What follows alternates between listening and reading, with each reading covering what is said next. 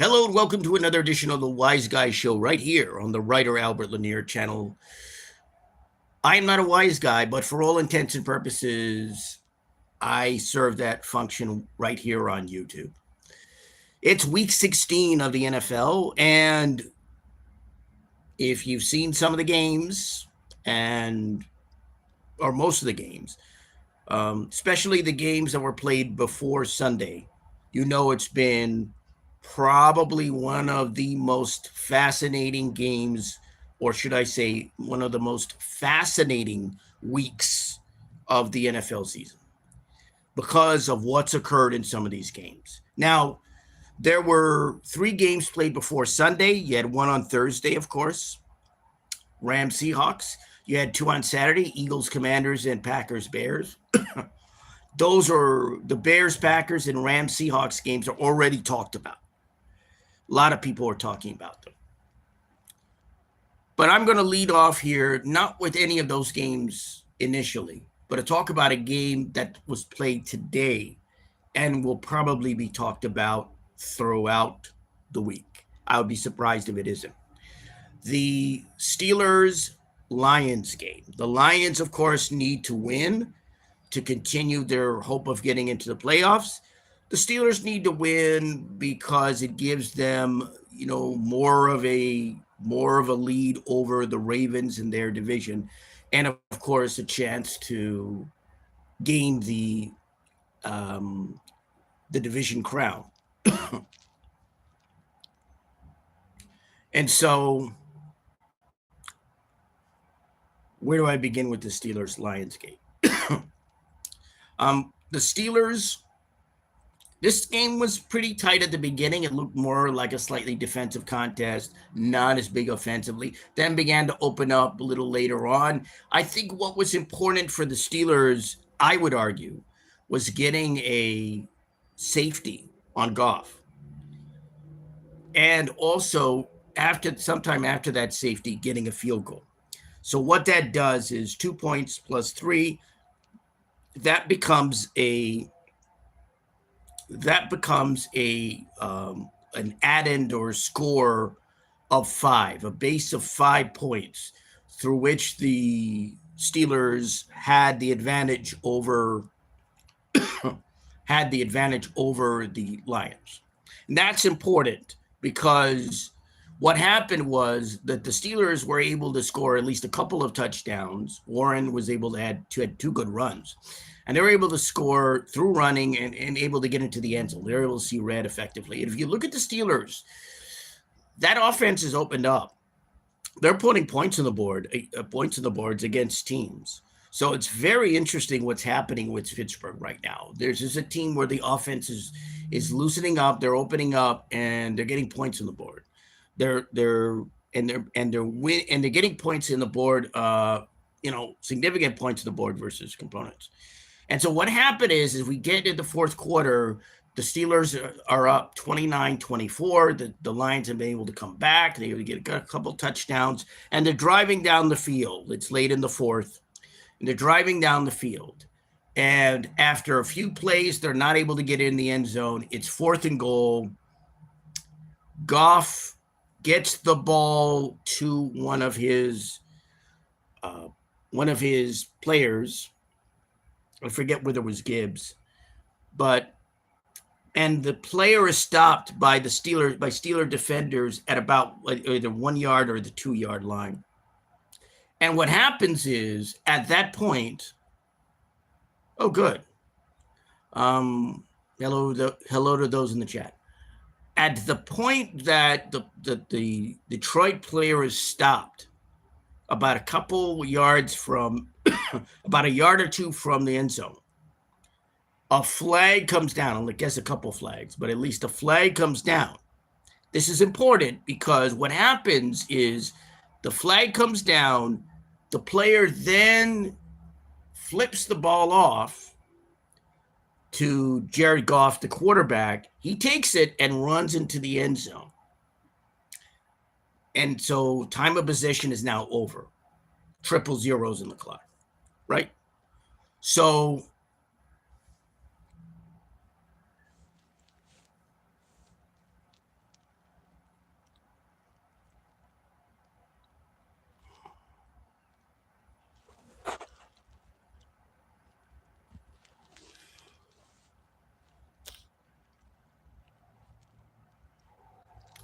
Uh,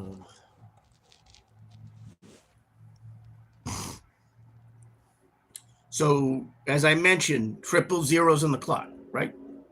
Triple zeros on the clock. And so what happens is referees had thrown the flag. They're conferring. They confer for, I don't know, at least a minute or two. And so once you have the official of note giving the decision, what the official notes is, and this is interesting the way that he explained it. This is what he leads off with.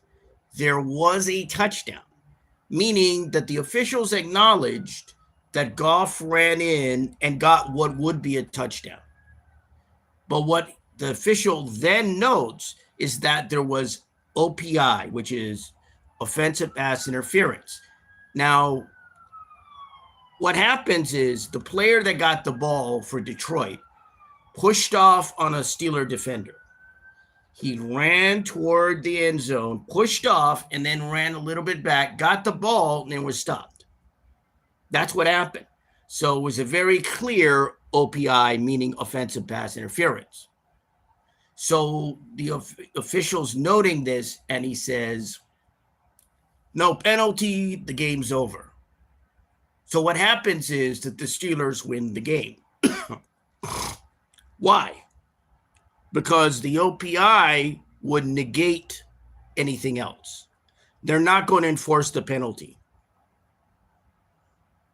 And of course, the rules of the NFL say that game cannot end on a defensive penalty, right? But this is an offensive penalty. And the penalty is technically not enforced because you don't have another play. Time's run out on the clock. So the Steelers win the game, win it by 5. And I want to, and I explained all that because I'm sure that the Detroit Lions fans are going to be pissed. I'm sure that you watching this are going to be pissed. But here's the problem. You had a clear penalty committed by a Lions player. When I saw it again, and I looked at it again, why this player went out of their way to push off on a Steeler defender and then had about a yard or two to get the ball, I don't know. I don't know. Because it seems to me all this player needed to do was not even touch the defender, just get maybe within a yard or two, maybe he'd get the ball, which is what he ended up getting anyway, and there'd be no penalty. But hey, who knows the mysteries of the NFL, right? This is why I call the NFL the not fair league, because it's not fair. It's not meant to be fair. But see, so here's the point that you have to understand. Yeah, Goff got the ball and he ran in, but it's irrelevant because the flag's already been thrown. You already have it. It's weird because time has been, because that penalty occurred in, again, triple zeros, time and regulations gone. You know, you're not going to enforce the penalty because enforcing a penalty means you got to put time on the clock. So game's done. So a very strange game. It looks like the Lions may not get to the playoffs. They're still, I don't think they're completely out of it yet, but it's going to be very interesting. That's going to be talked about this week, I'm convinced. Everybody's going to talk about that game, if they're not already. The Lions couldn't pull it off. The Steelers, now they're about 9-6, so they're leading the division. It's going to be interesting to see what the Ravens do, because I'm doing this live before Patriots-Ravens, or before the end of the Patriots-Ravens game. So let's get to some of these talked about games, right? You had the Thursday night game, easily one of the best Thursday night games of the year, Rams Seahawks. Now, everyone was calling this game of the year. I don't think so. Is it a very good game? Absolutely. It's very good. But it's not the game of the year.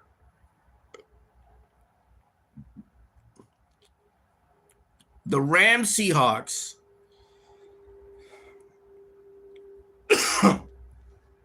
When you look at this game, I think part of the problem, I think when you look at this game, I've said this on the Writer Report, and if you don't check, you can check out the Writer Report. You can go to my community page. There's the latest segment there. I do it Mondays. I do that show Mondays. I do a segment NFL Hot Topics on the Writer Report. You can go to mixlr.com, or you can check out my community page here and check out my last segment. But I've been saying throughout this season that these are the two best teams in the NFC. And that these are, I would be surprised at this point. Now we're getting near the end. I would be surprised if both of these teams didn't make it to the Super Bowl. I could see one not making it, but if both don't make it, it's going to be very interesting. It's going to be very interesting. And that's a that's a possibility. But these two have really been the standard of the NFC this year, easily two best teams. And I think what the Seahawks did was they were able, and this was really important with this game. Yeah, Sam Darnold had a really good year with Minnesota, and collapsed. It all collapsed near the end of the year. Bad loss to the Rams, interestingly enough, and then a loss to the Rams in the playoffs. It was horrible for Darnold. But he was able to rectify himself in regards to the Rams, and maybe in terms of others, by pulling off, getting a couple touchdowns, and then going to overtime, and then getting the 2-point conversion. And everyone is talking about the 2-point conversion in this game. I don't call it the 2-point conversion. I call it the 2-point stroll, because that's what Charbonnet was doing. It basically was strolling. I mean, there was a little bit of urgency, but he was strolling over and getting the ball in the end zone. I mean, I've never seen a 2-point conversion that looked anything like that in the time that the 2-point conversion rule's been in the NFL. That's why I called it a 2-point stroll in that game. And so that came about because it was reviewed by the refs who determined, again, referees, very important. It's important because although in that game, and I will say this about the 2-point conversion, they were down by 2. It's not like the Seahawks. It wasn't like they were it wasn't like it was the end, the last 2 minutes of the game. It was like 6 minutes or however long it was. There was a lot of time left in the latter half of the fourth quarter. There still was a good deal of time left. So yeah, I mean, it was important, but it's not as if the Seahawks, they would have been down by 2 if they hadn't gotten their 2-point conversion, right? But what's important is now that ties it up, and they end up going into overtime as I thought they would. Something told me this game's going into overtime. My instinct was telling me this is going to overtime.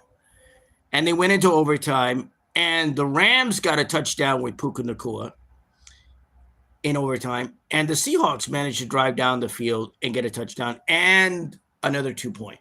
So 2-point conversions seem to be the motif in that game. Important. That first one was important insofar as it tied. I mean, it wasn't the end of the game, but it was important that it tied. So that's the importance. You know, the Rams wouldn't have had a 2-point advantage, although there would have been a lot of time left.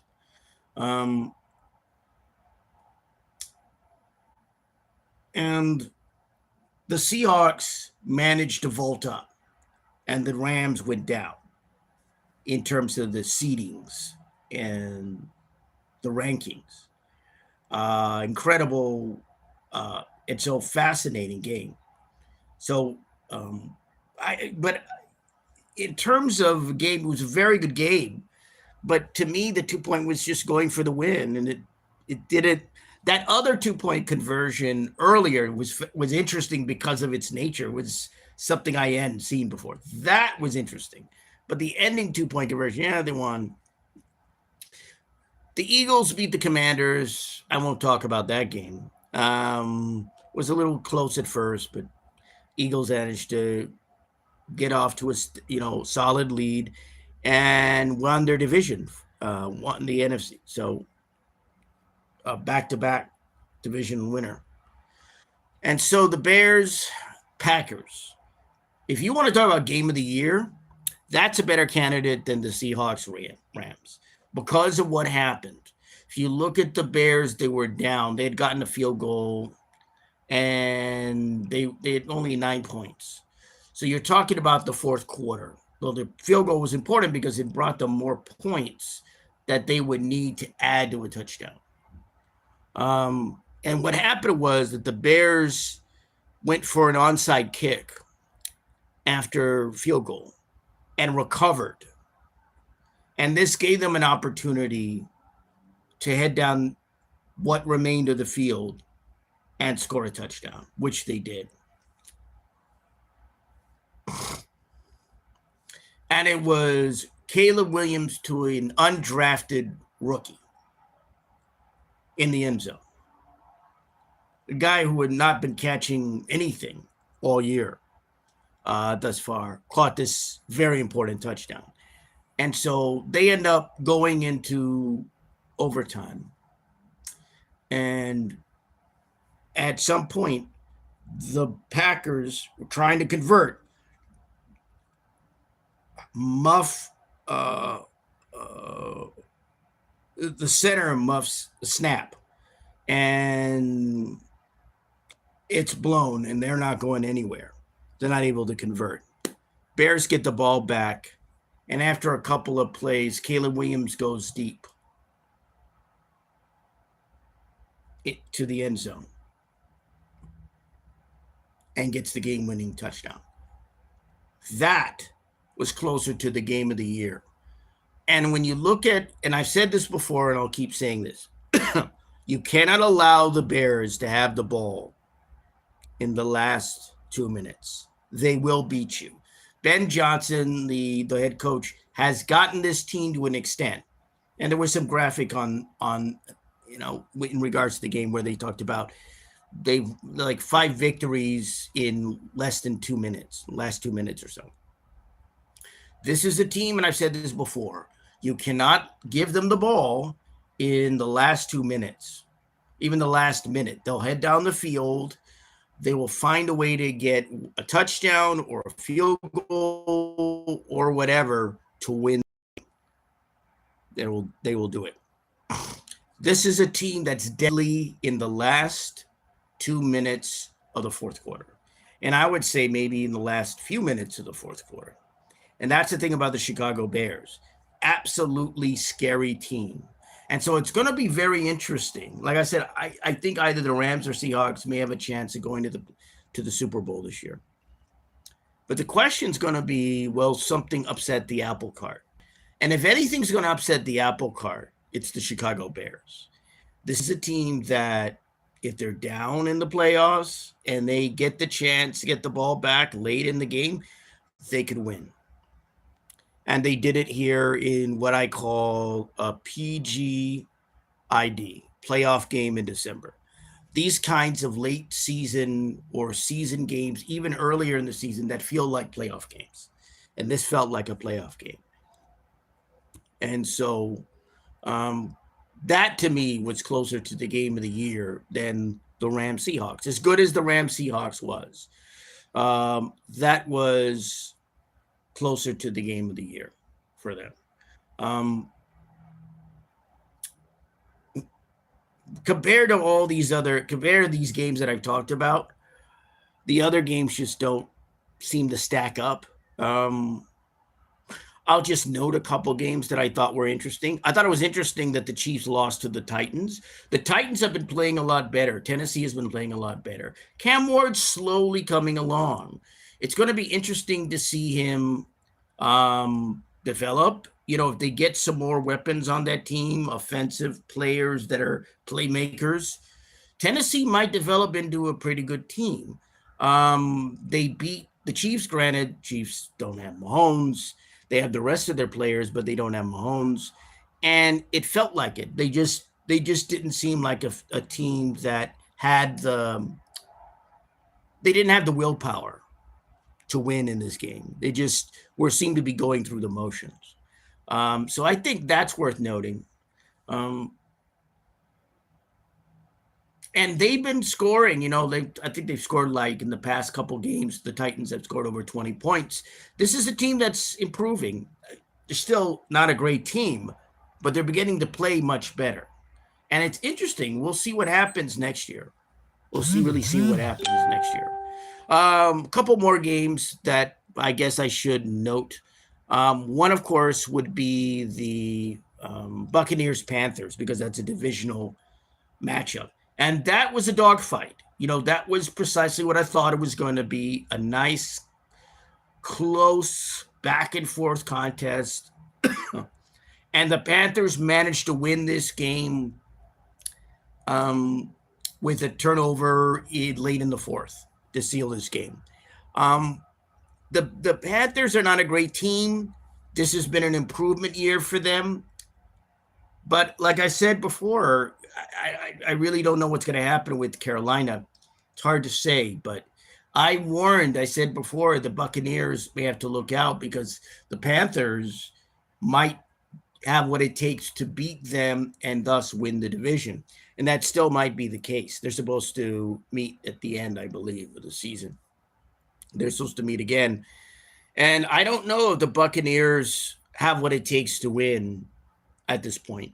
Maybe they'll be able to eke it out, but I really think they're in no condition to play in the playoffs. I really don't. Even though they have some of their playmakers back, Irving and others, they're still not in a position to win.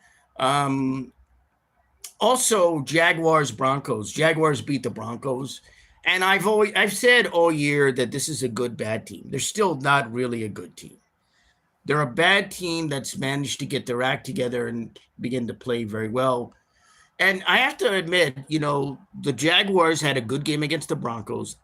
I think the key was the fact that Trevor Lawrence was able to have some clean pockets. He was able to have some protection, and he wasn't sacked 20 times. He wasn't sacked a bunch of times. That's very important, because he was able to get a clean pocket, able to get passes off, and they were able to win. And I think the Jaguars defense was able to kind of slow down the Broncos offense. So it's going to be very interesting whether the Jaguars, I still think they're flawed. They've improved. There's no doubt about that. But I still think this is a team that is going to meet their bête noire if they make it to the playoffs. They're still going to meet their bête noire in the playoffs. And at some point, you can't win every game. That's true of Denver. And Denver's already in the playoffs. They already have a playoff berth. So Denver's got to focus on their defense, really tightening up the screws on other teams, the remaining teams that they play, and trying to win some games. And that will be about it for this edition of the Wiseguy Show, keeping you wise to the state of the NFL right here on YouTube. Until next time, bye-bye.